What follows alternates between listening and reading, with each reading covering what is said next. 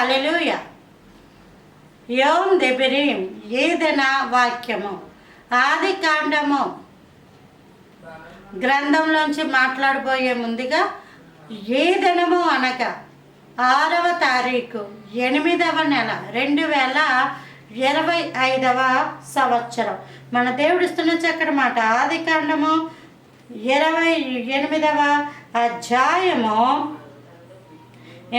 17వ వచనం. ఈ స్థలము ఎంతో భయంకరము. యాకోబు అంటున్నాడు ఈ మాట. ఈ స్థలము ఎంతో భయంకరము. ఈరోజు దేవుని యొక్క వర్తమానం వింటున్న నీవు దేవుని మందిరం అనేసరికి ఈ స్థలం ఎంతో భయంకరము అని మందిరానికి వెళ్ళకముందే నీవు ఇంటి దగ్గర సిద్ధపడుతున్నప్పుడే నీ పాపాలు ఒప్పుకోవాలి. కానీ చాలామంది మందిరాల్లోనే లేనిపోని వ్యవహారాలన్నీ నడిపిస్తున్న వాళ్ళు మనం చూస్తూ ఉంటాం. చాలామంది మందిరాల్లోనే ఆటలు ఆడుకుంటున్న వాళ్ళని చూస్తూ ఉంటాం.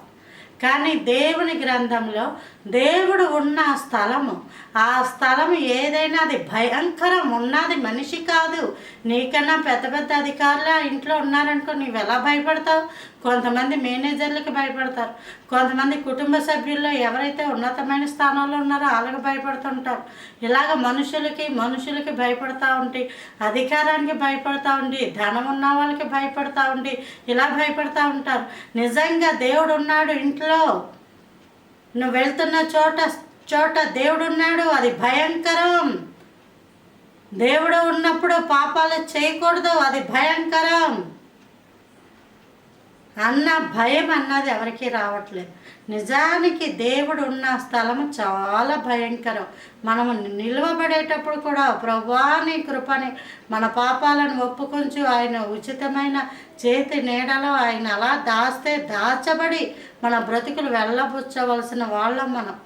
అంటే దేవునికి ఎంతగా భయపడాలో ఆలోచించండి.